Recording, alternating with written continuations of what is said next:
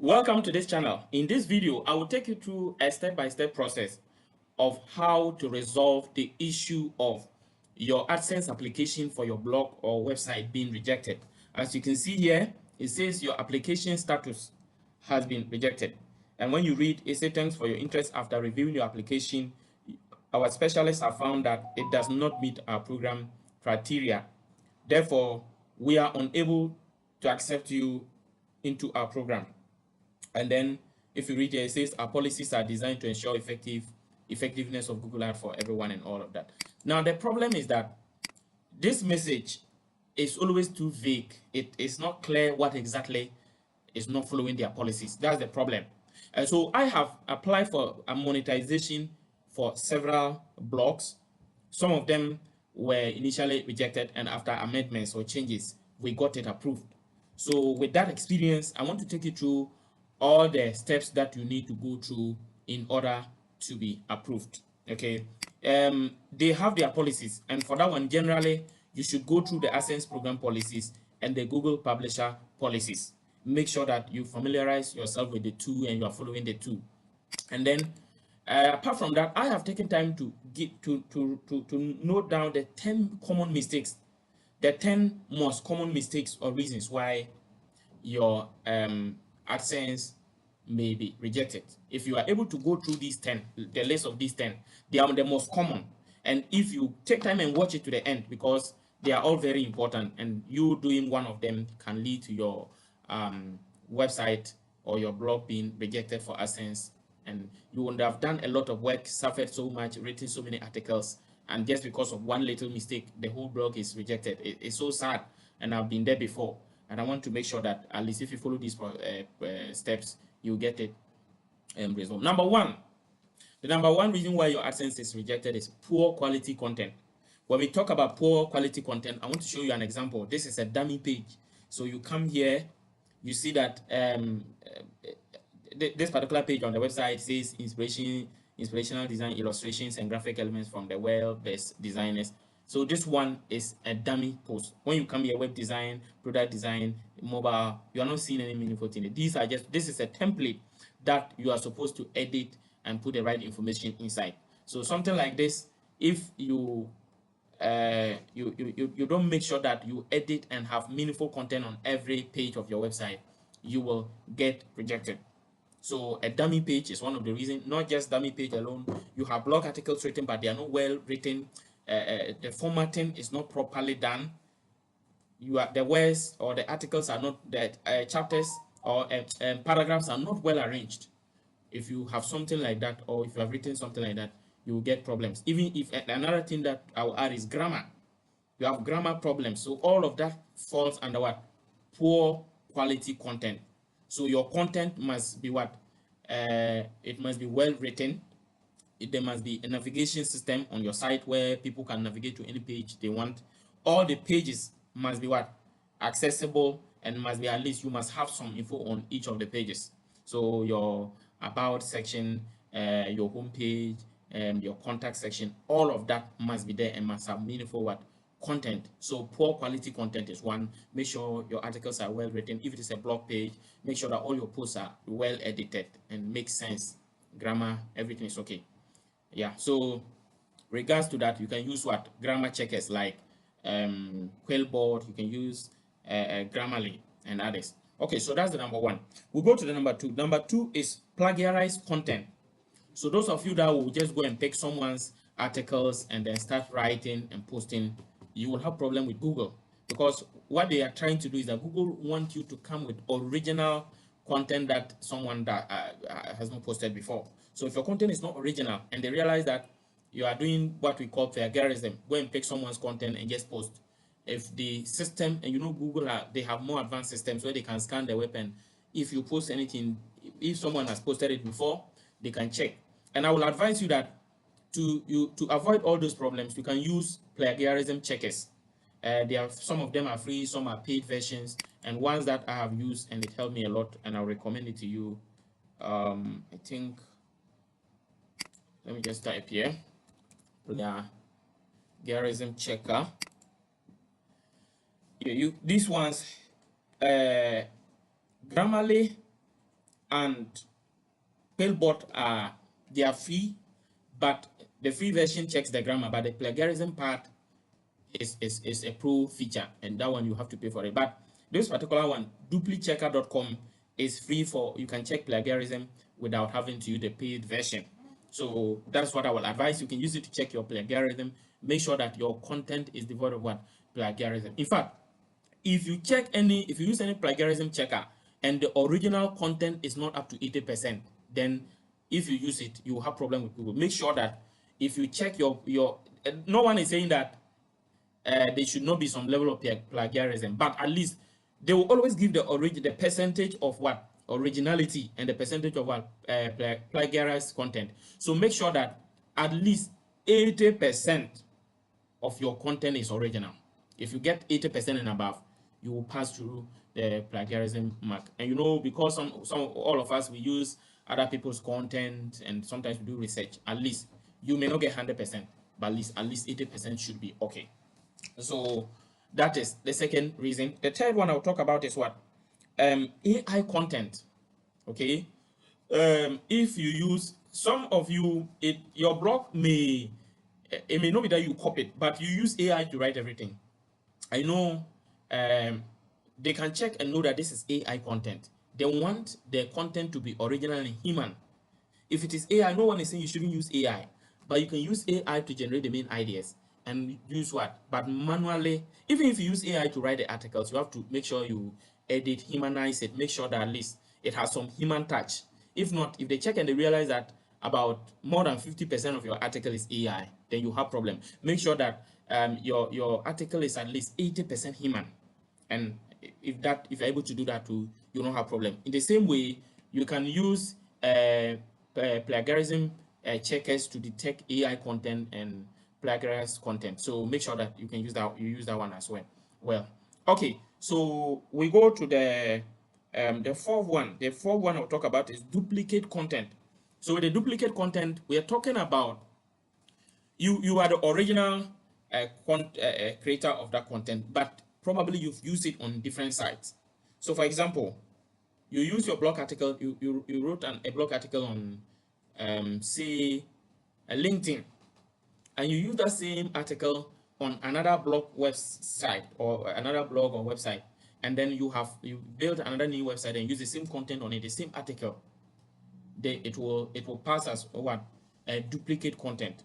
Or there are other websites where we have something called Medium. We have a site called Medium where bloggers, you can post your blog content and all of that. So let's say you have an account of Medium where you post your blog content there, and you also come and post that same blog article or that same article on another website or blog. You will have problem with what? Duplicate content policy.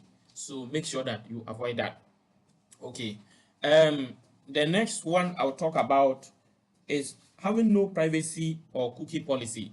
Okay, so privacy policy, cookie policy, and at least anything that relates to terms and conditions. I think terms and conditions is also very important.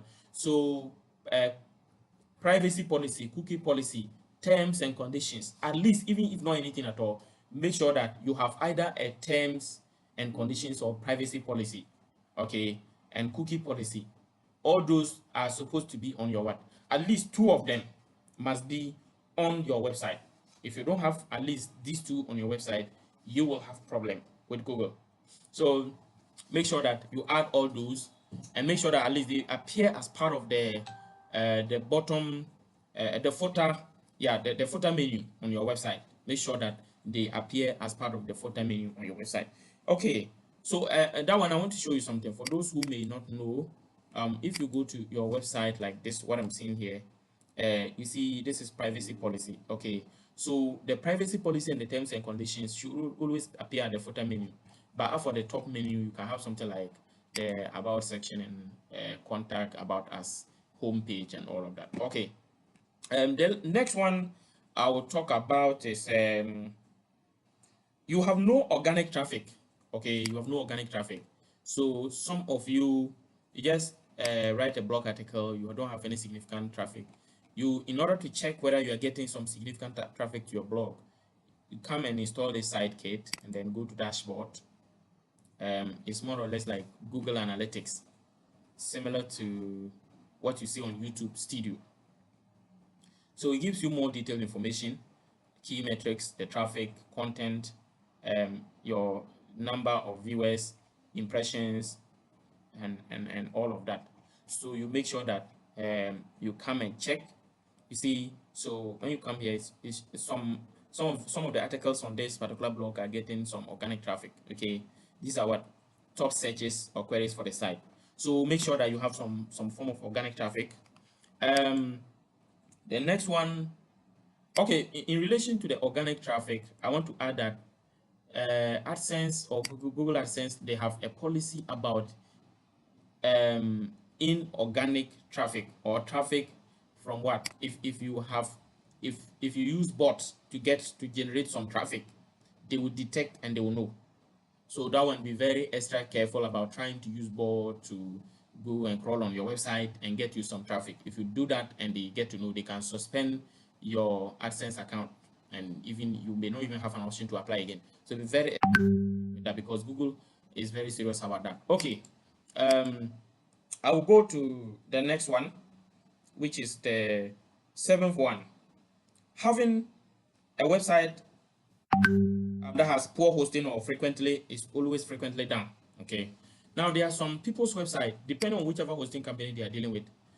Most of the time, you go to the website and you see this site is not reachable, and you have to load several times before you are able to access the site. Google doesn't want a situation where people will be having bad user experience on your website, where they'll have to go to your website and it is loading so slowly, they are not able to reach out to your website and all of that. So make sure that you avoid poor hosting companies.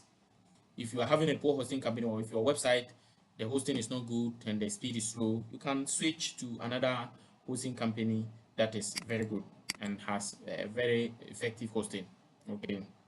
And so that one, you can use hosting services like Namecheap and for let me declare here, no, I've not been paid to do this promotion. I'm just recommending what I have used and it has helped me. Namecheap is good. You can go for GoDaddy, you can go for Hostinger and all of that. Okay, so you can also, so let's go to the eighth one. The eighth one, a website with links inappropriate sites. So for example, some of you may have website where maybe the moment you land on the site, you're getting a lot of pop-ups that can take you to some other inappropriate site. So for those type of website, be very, very extra careful, because if your website is leading people to another website that is not in line with Google policy, for example, maybe a site that is leading people to a porn site or betting site and all that, if you are not careful, those kind of a website with those pop-up links would be rejected. So avoid that. Then another one we'll talk about is that's the ninth one. Have at least 5 categories on the site, especially if it is a blog. So example, as you can see here, this is typically a blog. You can see how to advertising, business, courses, news, contact. All these are categories on the site. So make sure that you have several, at least 5 categories on the site. If you don't have significant number of categories, it will give you problems. Okay. Then you are not having that, the last one or the 10th one, you are not having enough blog posts on your site. So for those of you that are typically a blog, you should have at least 20 to 30 web articles or original content.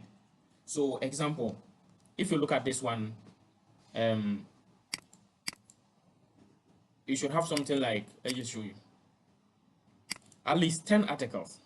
So this particular one like this, we wrote about 21 articles before applying for AdSense. And then, so when you come, make sure that you have some significant number of articles on the site, and at least if you have at least 20, it will help. If not, anything less than 20, for those that I have applied and they approved so far, I've never had one where the articles were less than 20. So make sure that you have at least 20 blog articles. Okay. Now, if you follow all these processes, in addition to reading the AdSense program policies and the Google Publisher policies, what I said is detailed, but it's not everything. I also will add that we have illegal content. If you come here, they will show illegal, dangerous content and all of that. You'll be able to know all those things. And if you follow all the 10 steps that, or all the 10 things I mentioned, if you are able to do all of that, just come back and then reapply. Come back and go to your site. So let's go to home. If you were rejected and you come back and go to home, just click on what I confirm that I've read and I'm meeting the AdSense program policies. Then you click on resubmit. It normally takes within 1 to 2 weeks. So from my experience, normally at least a week before you get a response. And when you do that, you are going to get a response from them, and then your AdSense application will be approved. Thank you for watching. Remember to subscribe to this channel, turn on the notification bell, and like this video. If you follow this process and you still haven't got your AdSense application approved, please don't hesitate to follow the WhatsApp or Telegram link in the description to contact us. We are digital marketers. I'm into digital marketing, Facebook, Instagram, Google Ads, blogging, web development. And if you contact us, any of the services that we offer, if you need any of them, will help you get everything done. Thank you once again, and see you in the next video. Bye.